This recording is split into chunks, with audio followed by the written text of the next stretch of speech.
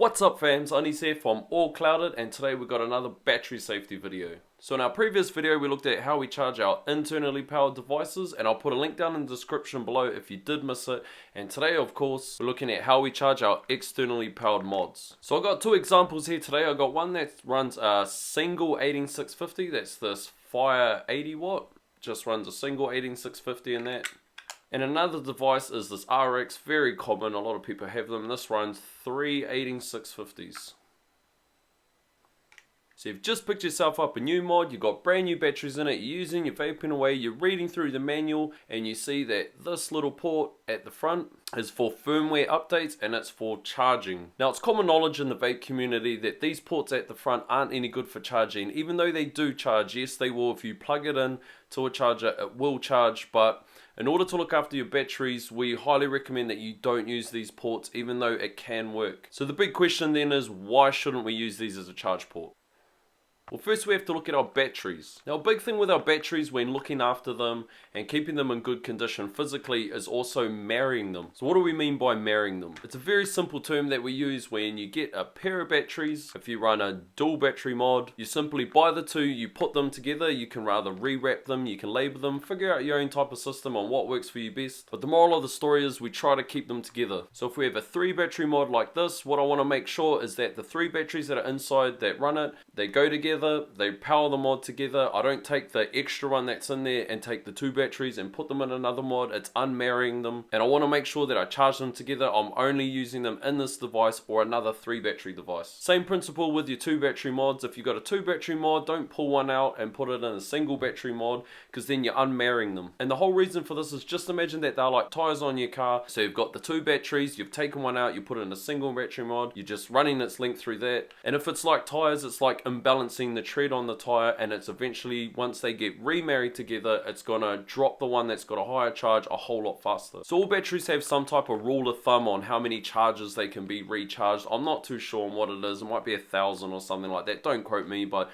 do your own research when looking at it. So obviously if you're taking one away from the married pair, you're using it in a single battery mod, you're running it, you're recharging it, running it, you keep doing that, you're dropping down how many charges it's got left in its arsenal. So the biggest issue when we're looking at these charge ports on our mods is that they don't have balanced charging. So there is mods that actually do have balanced charging, but they're more in the higher end, and I'm more talking about your scale of your aliens, your reloads, you know, all those type of mods. They're the ones you're mainly going to be coming across, and the ones in the higher end, they do have balanced charging in there, but you're going to pay a pretty penny for it. Now, having a set of unbalanced battery inside a mod, you will notice it pretty fast. So in a mod like this alien, on the side here, it's going to show the batteries. Now after a couple fires, I'm going to notice that the power bank in it is going to drop really fast. And in a mod like this RX, it's actually after a couple fires, it's going to say that it's balancing it if the batteries are imbalanced. Now it's not some type of safety issue as such, but what it's going to do is it's actually going to drop the charge that's in the mod. So just say it's at 100%, you might get a couple fires and all of a sudden it drops down to like 80 or 70 something, just because the other batteries are picking up the slack from the one that's imbalanced. Now another reason why we avoid this charge port, apart from the imbalancing issues, is also because a majority of them come out with 1 amp charging. So if you're running a 2 amp charge port, which we talked about in our previous video, and it's only got a 1 amp charge on it, then we do risk damaging it. So now we need to look at how we're going to charge it. So over here we've got one of my external chargers. This is a Nightcore, and these things are absolutely awesome. They are simple as, you just put the batteries in, they'll plug and play, very simple, very easy. No need to touch heaps of buttons in that. And when looking at external chargers in that, there's quite a few on the market today.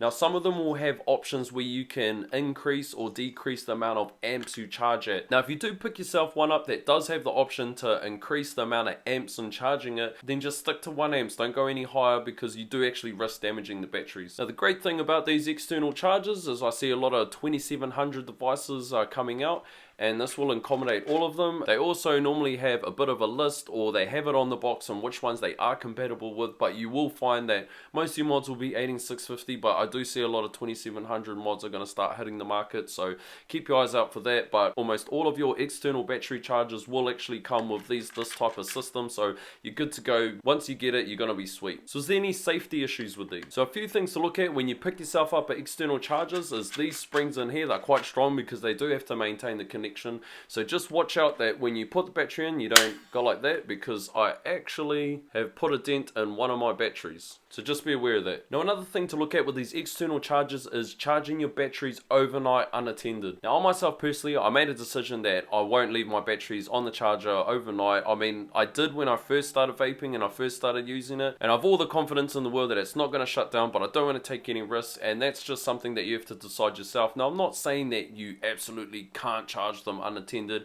I'm just saying make your own decision. It's your house. Do what's best for you. So the last thing we want to look at is when we actually put our batteries in the external charger. So the best habit that we need to keep is actually checking the batteries, the physical condition of them. So one of the most common times when they're going to get the damage to the wraps is moving them in and out of mods from the chargers, just all the traffic that they get. That's probably the most likely time that they're going to get damaged. And some of the connections in our mods, they are a bit pinchy or grabby, and they will actually rip up the ends, and then that's when we need to be checking them. Now a big part to look at when you're putting it on the external charger is mainly this positive pin. We don't want any damage to the positive end of the battery, because the connections in the external charger, they are stainless or they are some form of metal, and that can cause a short or a vent, and that's something that we don't want, especially if we're leaving the batteries unattended at any time. And if you do actually have damage to the battery wrap, I'll put a link down in the description on just a few battery safety issues to do with moving them around, checking them all the time, and also how to rewrap them. So we looked at marrying our batteries, keeping them together, keeping them paired up, making sure that they're all in their sets, and we don't want to charge them through the charge port in case of imbalancing issues. But what happens if we've got a single battery mod? So if you've got a single battery device like this Fire or this Pico, or I think there's like AL85 Aliens or something like that, now these are okay to charge it through the port. I'm not saying it's fine, yeah, it's sweet as to charge through it. I'm just saying it's okay. Like, you should still use an external charger.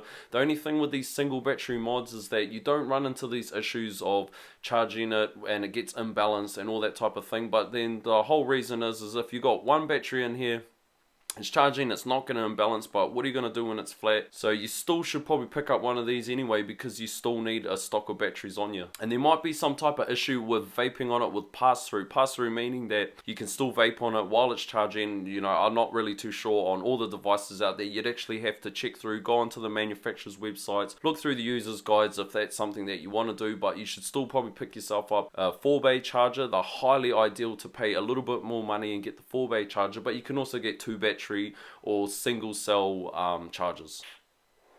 So that's basically in a nutshell on charging our 18650s or our mods that run external batteries. So don't forget to like and subscribe. Also share these videos. If you've got fresh converts, fresh family members, fresh friends, you get them into vaping and that, just remember to stress battery safety. Battery safety is what we're after. You know, it's very important to make sure we look after ourselves. You know, if something happens to our mod, don't worry about it. You can always buy another one, but if you wreck something in your face, you're definitely going to be in trouble, and that's something we don't want. So make sure you share these videos with your friends. The one on charging our mods that run internal batteries, and also this video which is talking about how we look after the batteries on our devices that run external batteries. Now believe me when I say I've seen it all. I've seen it all, not just in group pages on Facebook, but also in real life. I've had friends of mine come around with their 18650, the whole top's basically gone. I've seen devices that are full bananaed, people still using them. So it's just something we need to stress. We need to hit it on the head to make sure that everybody stays safe.